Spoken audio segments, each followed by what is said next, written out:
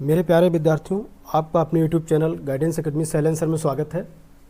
बेटा आज हम लोग जो है बायोलॉजी का एक चैप्टर है आपका मानव शरीर के तंत्र, यानी मानव शरीर के तंत्र में से एक तंत्र है डाइजेस्टिव सिस्टम, यानी आपका पाचन तंत्र। तो आज हम लोग पाचन तंत्र पर चर्चा करेंगे। पाचन तंत्र एक बहुत ही महत्वपूर्ण चैप्टर है। इस चैप्टर से कम 2 या 3 प्रश्न तक कभी कभी पूछे जाते हैं। बहुत ही महत्वपूर्ण चैप्टर है आपका ये। तो इस चैप्टर चूँकि बड़ा चैप्टर है तो इसको हम जो है 2 वीडियो में कम से कम इसको बनाएंगे। तो आज ये हमारा पहला वीडियो आपके बीच आरंभ होगा। तो चलिए हम शुरू करते हैं डाइजेस्टिव सिस्टम को। देखिए बच्चों, डाइजेस्टिव सिस्टम आपको पहले तो ये बता दें हम कि भोजन सभी सजीवों की मूलभूत आवश्यकताओं में से एक है। यानी जितने भी सजीव हैं वो सारे के सारे क्या करेंगे, भोजन करेंगे। यानी हम लोगों की सबसे बड़ी जरूरत, सबसे बड़ी आवश्यकता क्या है, भोजन है। हमारे भोजन में मुख्य अवयव कौन से होते हैं, कार्बोहाइड्रेट, प्रोटीन तथा वसा है। तो क्वेश्चन ये बन सकता है यहाँ से कि हमारे भोजन के मुख्य अवयव कौन कौन से हैं। तो आप ये ध्यान रखिएगा, हमारे भोजन के मुख्य अवयव आपके जो हैं वो कार्बोहाइड्रेट, प्रोटीन तथा वसा, ये आपके भोजन के मुख्य अवयव हैं। और अल्प मात्रा में आपके विटामिन एवं खनिज लवणों की भी आवश्यकता होती है। यानी अल्प मात्रा में जो आपके पोषक तत्व पाए जाते हैं वो कौन से होते हैं भोजन में, वो विटामिन और खनिज लवण, इनकी अल्प मात्रा में जरूरत होती है। और जो मुख्य आपके जो हैं अवयव हैं वो कार्बोहाइड्रेट और प्रोटीन, वसा हैं। और जो अल्प मात्रा में जिसकी जरूरत है वो आपके विटामिन और खनिज लवण होते हैं। ये ध्यान रखिएगा। भोजन से हमें क्या मिलता है, भोजन से हमें ऊर्जा मिलती है। हम कई कच्चे कायिक पदार्थ प्राप्त होते हैं जो वृद्ध एवं ऊतकों के मरम्मत में काम आते हैं। भोजन हमारा किस काम आता है, तो भोजन से सबसे पहले तो हमको ऊर्जा प्राप्त होती है। इसके बाद जो है जितने भी ऊतक होते हैं, ऊतक की वृद्धि के लिए आवश्यक होता है, ये शरीर की वृद्धि के लिए आवश्यक होता है, नई कोशिकाओं को जन्म देता है। तो इस सब के लिए आपका भोजन बहुत ही आवश्यक होता है। यानी भोजन के मुख्य कार्य आपके हैं। तो सबसे बड़ा ऊर्जा का स्रोत हमारे लिए क्या है, आपका भोजन है। ये ध्यान रखिएगा आप। इसके बाद देखिए बेटा, हम लोग जल ग्रहण करते हैं। जल का मुख्य कार्य क्या है, आपको ये बता दें। जल आपका उपापचयी क्रियाओं में महत्वपूर्ण भूमिका निभाता है। तो जल का मुख्य कार्य क्या है आपका, जो भी हमारे शरीर में उपापचयी क्रियाएं होती हैं उन क्रियाओं में सबसे महत्वपूर्ण भूमिका कौन निभाता है, जल निभाता है। दूसरी चीज़, जल जो है हमको निर्जलीकरण से बचाता है, यानी डिहाइड्रेशन से हमको बचाता है। तो ध्यान रखिए, शरीर में जल जो अगर रहेगा तो आपका निर्जलीकरण नहीं होगा, क्यों नहीं तो डिहाइड्रेशन, जल की कमी से डिहाइड्रेशन रोग हो जाता है। ये ध्यान रखेंगे आप। हमारा शरीर भोजन में उपलब्ध जैव रसायनों को उनके मूल रूप में उपयोग नहीं कर पाता। यानी जो भोजन हम लोग लेते हैं उस भोजन में जो जैव रसायन मौजूद होते हैं उनके मूल रूप में जो है, क्योंकि जटिल भोजन होता है तो इसलिए जटिल भोजन होने की वजह से आपका जो है जैव रसायन जो होते हैं उनको मूल रूप में हमारा शरीर नहीं ले सकता। इसीलिए हमको जो है पाचन की आवश्यकता पड़ती है। पाचन तंत्र में जो है होता है क्या है, पाचन तंत्र में छोटे छोटे अणुओं में विभाजित कर साधारण पदार्थों में परिवर्तित किया जाता है। यानी भोजन जो होता है आपका वो जटिल होता है। तो जटिल भोजन को क्या होता है, पाचन तंत्र में छोटे छोटे अणुओं में इसको विभक्त कर दिया जाता है, यानी साधारण पदार्थों में तोड़ दिया जाता है। तो जटिल पोषक पदार्थों को, आप ध्यान रखिए इसको, जटिल पोषक पदार्थों को अवशोषण योग्य सरल पदार्थों में परिवर्तित करने की क्रिया को क्या कहते हैं, पाचन कहते हैं। तो पाचन सिंपल भाषा में आपका क्या हो गया कि जटिल पोषक पदार्थों को अवशोषण योग्य बनाने के लिए सरल रूप में परिवर्तित करने की क्रिया को कहते हैं हम पाचन कहते हैं। तो पाचन आपका क्या हो गया, यानी जो हमारा भोजन होता है उसमें आपके जटिल पोषक पदार्थ होते हैं, उनको जो है अवशोषण योग्य सरल पदार्थों में तोड़ने की प्रक्रिया को कहते हैं पाचन। हमारा पाचन तंत्र जो होता है इसमें आपकी यांत्रिक एवं रासायनिक विधियों द्वारा ये संपन्न किया जाता है। तो पाचन तंत्र जो होता है आपकी, इसमें रासायनिक विधियाँ भी होती हैं और यांत्रिक विधियाँ भी होती हैं। मनुष्य का जो पाचन तंत्र होता है, तो देखिए पाचन तंत्र जो होता है, पाचन तंत्र में आपको बता दें 2 चीज़ें होती हैं। पाचन तंत्र में आपका एक तो आहार नाल होती है, दूसरा आपका होता है सहायक पाचन ग्रंथियाँ। क्या होता है, इसमें 2 चीज़ होती हैं। मनुष्य का पाचन तंत्र जो होता है उसमें एक आहार नाल होती है आपकी, दूसरा सहायक ग्रंथियाँ होती हैं। जो सहायक ग्रंथियाँ जिनसे एंजाइम वगैरह निकलता है, जो पाचक एंजाइम निकलते हैं वो सहायक ग्रंथियों से निकलते हैं। यानी सहायक ग्रंथियाँ जो आपकी रहती हैं उनसे क्या निकलता है, पाचक एंजाइम निकलता है। इसमें सहायक ग्रंथियाँ कौन कौन सी रहती हैं ये आप ध्यान रखिएगा। सहायक ग्रंथियाँ जो आपकी, जैसे लार ग्रंथियाँ, ठीक, लार ग्रंथि लीवर हो गया आपका, पेनक्रियाज हो गया, तो ये आपकी सहायक ग्रंथियाँ हैं। ठीक है, तो ये ध्यान रखिए आप। इसमें आगे चलते हैं बेटा हम लोग, अब देखते हैं आहार नाल क्या है। आहार नाल क्या होती है आपको ये बताते हैं। पहले तो देखिए आहार नाल जो है आपकी, आहार नाल जो होती है हमारे जो है मनुष्य में, आहार नाल जो होती है, आहार नाल आपकी 30 फीट लंबी होती है। आहार नाल लगभग कितनी होती है, 30 फीट लंबी होती है आहार नाल। तो आहार नाल जो है अग्रभाग जो है किसमें खुलता है, उसका मुख में खुलता है। मुख से प्रारंभ होती है आहार नाल आपकी। कहाँ से आरंभ होती है, मुख से आरंभ होती है। मुख से आरंभ होकर पश्च भाग आपका स्थित गुदा जो है गुदा से बाहर होता है, पश्च द्वार जो है गुदा की ओर खुलता है। तो आप ध्यान रखिए आहार नाल आपकी आरंभ होती कहाँ से, अग्र यानी मुख भाग से आरंभ होती और गुदा में जाके जो है खुलती है। ये टोटल इसकी जो लंबाई होती है अग्रभाग यानी मुख से लेकर जो है गुदा तक की 30 फीट होती है लगभग। तो 30 फीट लंबी आपकी मनुष्य में आहार नाल होती है, ये आपको ध्यान रखना है। अब देखिए मुख जो है मुख गुहा में खुलता है, यानी मुख गुहा जो होती है, मुख गुहा पहला पार्ट होता है जिसमें मुख खुलता है आपका। मुख गुहा में कई दांत और पेशी जिह्वा होते हैं, यानी मुख गुहा जो आपकी रहती है उसमें क्या होता है, हमारे कई दांत होते हैं और एक आपकी पेशी जिह्वा रहती है।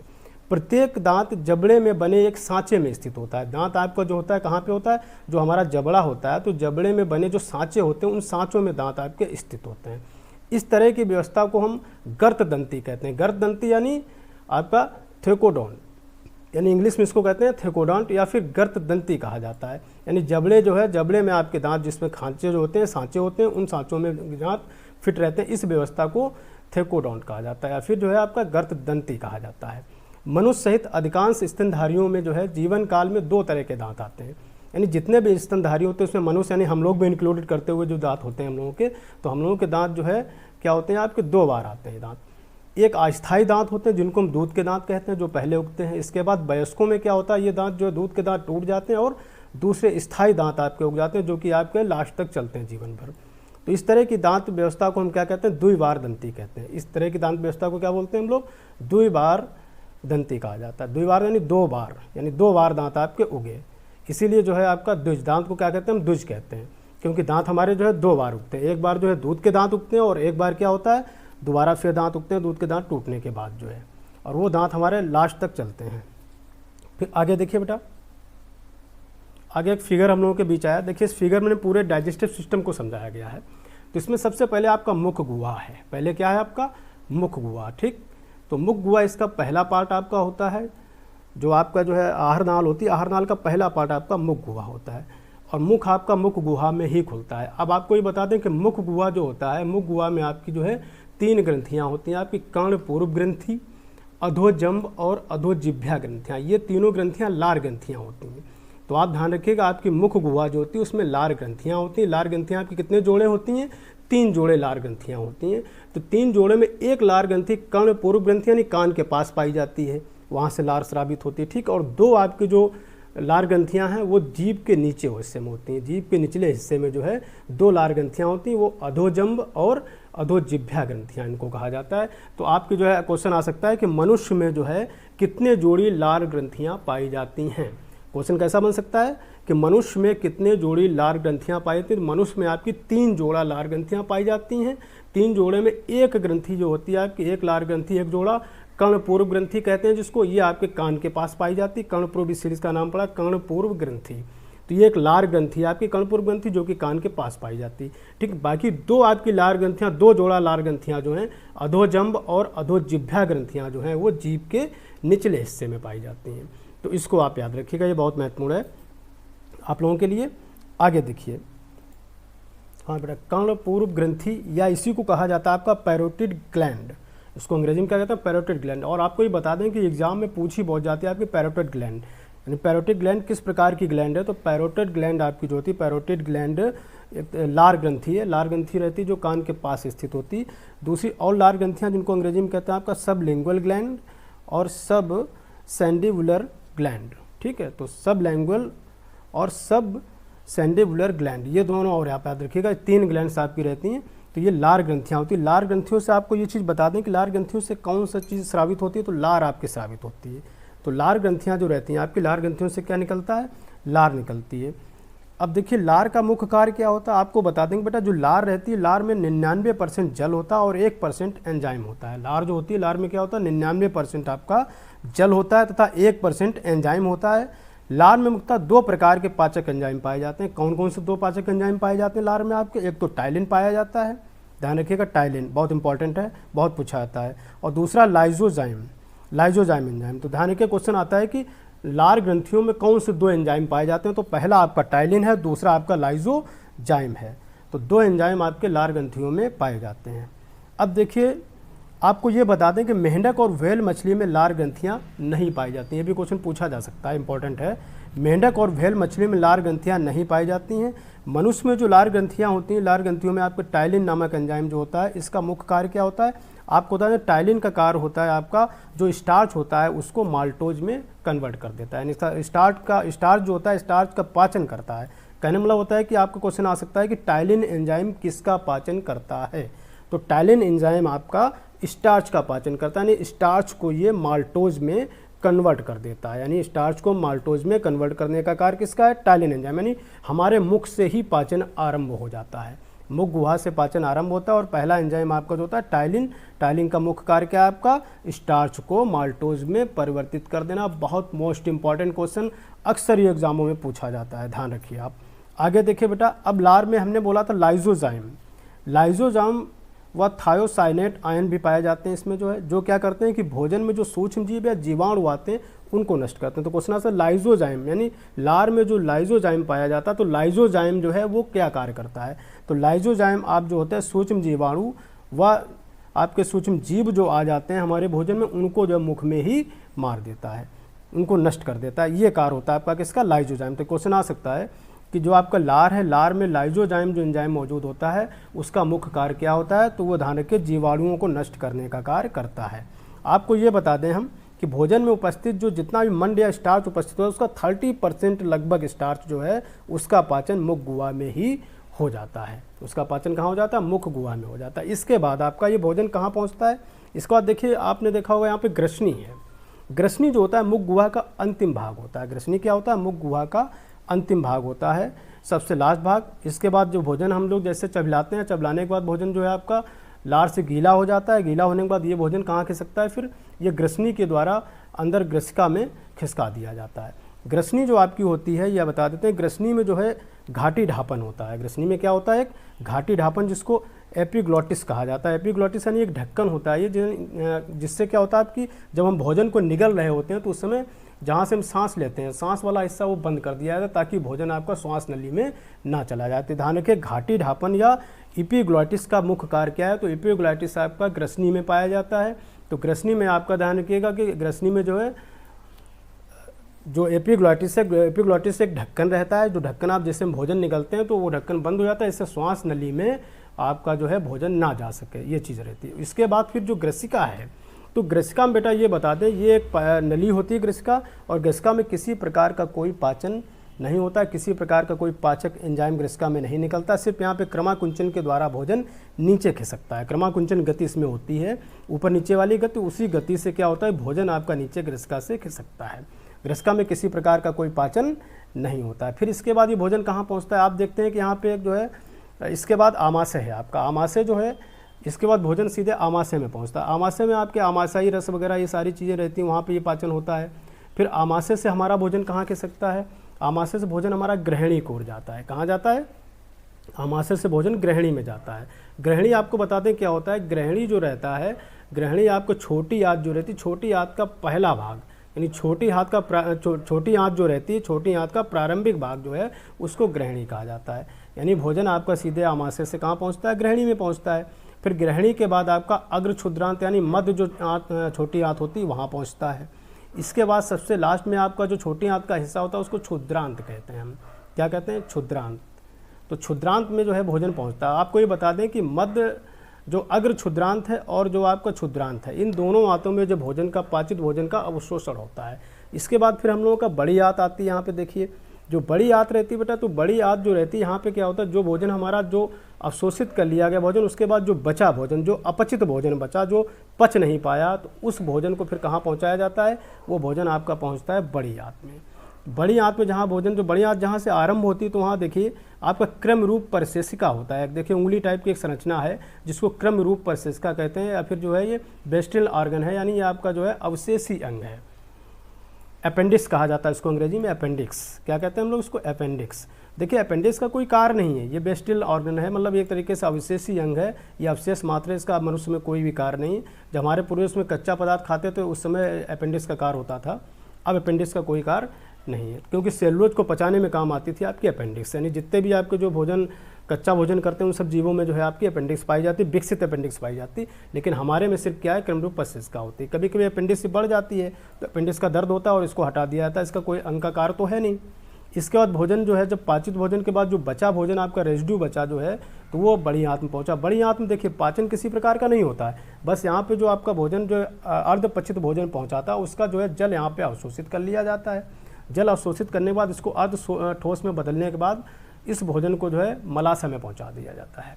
अब मलाशय से ये भोजन सीधे गुदा द्वार के द्वारा जो है अपचित भोजन जो है आपका मल के रूप में बाहर निकाल दिया था। तो ये पूरी प्रक्रिया आपकी जो थी, जो फिगर में आपने देखी, ये क्या थी, डाइजेस्टिव सिस्टम में पाचन तंत्र का एक संक्षेप में जो हमने आपको बताया वो ये चीज़ थी। तो इसको ध्यान रखिएगा कि आप स्टार्ट हमारा काम मुख से हुआ था और सबसे लास्ट काम हुआ गुदा में। तो ये ध्यान रखिए, गुदा से आपका जो है जो भोजन पाचित नहीं हो पाया, जो हमारा शरीर उसको पचा नहीं पाया, तो उस भोजन को उसने जो है ठोस के रूप में, अर्ध ठोस के रूप में गुदा के द्वारा, मल के द्वारा जो है गुदा से बाहर निकाल के अलग कर दिया। ये पूरा प्रोसेस था आपका डाइजेस्टिव सिस्टम का। अब चलो बच्चों आगे चलते हैं। देखिए आगे क्या है बेटा, आगे देखिए अब जो है हम लोग जो है दांतों के बारे में चर्चा करते हैं। मनुष्य में जैसे मुख गुहा थी, मुख गुहा में आपके दांत होते हैं। तो आपको ये बता दें कि वयस्क मनुष्य जो होते हैं उनमें दांतों की संख्या 32 होती है। कितनी होती है? वयस्क मनुष्यों में दांतों की संख्या 32 होती है, और जिनके 4 प्रकार होते हैं। तो 4 प्रकार मनुष्य में दांतों कौन कौन से? पहले देखिए आपके कृंतक यानी इंसीजर, ठीक, इसके और रदनक, रदनक मतलब कैनाइन, रदनक मतलब क्या हो गया, कैनाइन अंग्रेजी में। अग्र चवणक यानी प्रीमोलर, और चवणक मतलब मोलर। तो ये 4 प्रकार के दांत मनुष्यों में पाए जाते हैं, कृंतक दांत, रदनक, अग्रचवर्णक और चवर्णक दांत। ये ध्यान रखिएगा। इनके फिगर में लिखा आई, सी, पी, एम और एम। तो इनका फुल फॉर्म आप समझ सकते हैं। आई का मतलब इंसीजर हो गया, सी मतलब कैनाइन हो गया, और पी एम मीन्स हो गया आपका प्रीमोलर, और एम मीन्स मोलर हो गया। ऊपरी और निचले जबड़ों के प्रत्येक आधे भाग में दांतों की व्यवस्था रहती है। तो ये ध्यान रखिए, दांत जो रहते हैं तो इनका दंत सूत्र जो हमारा बनता है किस आधार पर बनता है? आई, सी, पी, एम, एम। जो दिया हुआ आई, सी, पी, एम, एम, यही आपका दंत सूत्र इसी से बनता है। तो मनुष्य का जो दंत सूत्र है, दांतों का जो सूत्र है, दांतों का सूत्र नीचे देखो लिखा है आपका 21-23/21-23। क्या है आपका ये? 21-23/21-23 ये मनुष्य का दंत सूत्र है। कई बार क्वेश्चन पूछा जा चुका है एग्जामों में, और बहुत महत्वपूर्ण क्वेश्चन है। मनुष्य का दंत सूत्र क्या है आपका? 21-23-21-23, यानी 21-23/21-23 है। अब देखिए आपको ये बता दें, जो मनुष्य का दांत होता है इसमें एक इनेमल जो होता है, इनेमल तत्व होता है। क्वेश्चन आ सकता है इनेमल तत्व बहुत पूछा जाता है कि मनुष्य में जो है दांतों में सबसे कठोर तत्व कौन सा होता है। तो ये बताते हैं सबसे कठोर भाग मानव शरीर में जो होता है वो दांत का इनेमल होता है। क्या होता है? दांत का इनेमल होता है। और आपको बता दें, जो मनुष्य होता है दांत से ही आपका जो है भोजन, कठोर भोजन को चबाता है। इनेमल की वजह से इस दांत को क्या है? कठोरता मिलती है। आपको बता दें ये जहाँ पर कि इनेमल जो होता है इसमें 98% कैल्शियम लवण होते हैं। यानी इनेमल में क्या होता है बेटा? 98% आपके जो है कैल्शियम लवण होते हैं। कैल्शियम लवण मीन्स कैल्शियम फास्फेट और कैल्शियम कार्बोनेट द्वारा बना होता है। और एक चीज़ और आपको बता दें कि ये जो इसको मजबूती प्रदान करता है वो फ्लोरीन तत्व प्रदान करता है। ये क्वेश्चन भी इंपॉर्टेंट है आपका, फ्लोरीन, कि दांत को मजबूती कौन प्रदान करता है? फ्लोरीन प्रदान करता है। तो ये ध्यान रखिए आप यहाँ पर, तो ये बहुत महत्वपूर्ण है। अब आगे देखिए, मुख गुहा जो रहती है अपनी, तो मुख गुहा में जो है एक जिह्वा रहती है। जिह्वा आपकी जो है घूमने योग्य एक संरचना, पेशी संरचना होती है, और ये जो है आपकी मुख गुहा के आधार से जुड़ी होती है फ्रेनुलम। फ्रेनुलम के द्वारा जो है ये मुख आधार जो होता है, मुख गुहा, उसके पिछले हिस्से से आपकी जिह्वा जुड़ी रहती है। तो क्वेश्चन आ सकता है कि जिह्वा जो होती है मुख गुहा में पिछले भाग से किस हिस्से से जुड़ी होती है? तो पिछले भाग से वो फ्रेनुलम के द्वारा जो है मुख गुहा से जुड़ी रहती है। जिह्वा की ऊपरी सतह पर छोटे छोटे उभार होते हैं, छोटे छोटे उभार होते हैं जिनको हम स्वाद कलिकाएँ कहते हैं। जिनको हम क्या कहते हैं? स्वाद कलिकाएँ। यानी हमको जो स्वाद प्राप्त होता है, तो जीभ में ऊपर जो स्वाद कलिकाएँ होती हैं आपकी, छोटे छोटे उभार, वही स्वाद कलिकाएँ होती हैं जिनसे हमें स्वाद की अनुभूति होती है, जो चीज़ हम खाते हैं। फिर आगे देखिए बेटा, मुख गुहा एक छोटी ग्रसनी में खुलती है। हम अभी बताए थे आपको मुख गुहा कहाँ खुलती है? एक छोटी सी ग्रसनी में खुलती है, जो वायु एवं भोजन दोनों का एक ही पथ है। मैंने ये भी चीज़ आपको भी बताई थी जब फिगर दिखाया था तब। और उसमें क्या है? घाटी ढक्कन उपस्थित होता है। घाटी ढक्कन को हम लोग क्या बोलते थे? एपिग्लॉटिस। क्या कहा जाता था? एपिग्लॉटिस कहा जाता था घाटी ढक्कन। और घाटी ढक्कन जो है भोजन को निगलते समय श्वास नली में प्रवेश करने से रोकती है। यानी अगर घाटी ढक्कन ना हो तो हम अगर भोजन लेंगे तो श्वास नली में भोजन जाने की संभावना बनी रहेगी। तो घाटी ढक्कन ये कार्य करता है कि जैसे हम भोजन को निगलते हैं वैसे घाटी ढक्कन जो होता है श्वास नली को बंद कर देता है। इस वजह से श्वास नली में आपका जो है भोजन वापस नहीं पहुंच पाता है। अब आके देखिए ग्रसिका। ग्रसिका बेटा ओएसोफोगस ट्यूब को कहते हैं। ये एक पतली लंबी नाल होती है, ठीक है, जो गर्दन से बच्चे एवं मध्य पट से होते हुए पश्च भाग जे आकार के थैलीनुमा आमाशय में खुलती है। यानी आपकी ओएसोफोगस एक ट्यूब रहती है जिसको हम आहार नाल कहते हैं, तो इसको ग्रसिका भी कहा जाता है। तो आहार नाल जो होती है, आहार नाल में किसी प्रकार का कोई पाचन नहीं होता, यानी ओएसोफोगस ट्यूब जो रहती है, ओएसोफोगस ट्यूब में किसी प्रकार का कोई पाचन नहीं होता, कोई पाचक एंजाइम इससे रिलीज नहीं होता है। तो बेटा आज हम पाचन तंत्र को इतना ही पढ़ते हैं और कंटिन्यू हम आगे देखिए। हाँ, इसमें एक चीज़ और, अभी दांत का स्ट्रक्चर आपको दो छूट गया। दांत का स्ट्रक्चर यहाँ पे जो है, ये फिगर हमने आपको दिया है, देखिए स्ट्रक्चर ऑफ टीथ। तो यहाँ पे स्ट्रक्चर ऑफ टीथ में बेटा देखिए आप जो है, यहाँ कृंतक दांत आगे बने हुए हैं, ठीक, कृंतक है, रद्नक है, अग्र चवाणक है, चवाणक है, 4 प्रकार के दांत यहाँ दिखाए गए। तो आगे जो कृंतक दांत होते हैं, कृंतक दांत को हम क्या बोलते हैं, इंसीजर कहते हैं। इनको क्या बोलते हैं हम, इंसीजर, यानी आई। इनका देखो सिंबल वहाँ लिखा आई, तो आई सिंबल किसका होता है, इंसीजर, यानी कृंतक दांतों को होता है। कृंतक दांत आपके अगले जबड़े पे होते हैं, आगे होते हैं आपके 4 दांत होते हैं, कितने, 2 जोड़ा होते हैं। तो एक तरफ 2 दिखाया गया है, तो ये उधर 2, एक जोड़ा इस साइड, तो कुल मिला के कितने, 2 जड़े इसमें दांत हो गए आपके कृंतक एक जबड़े में। इसके बाद देखिए रद्नक।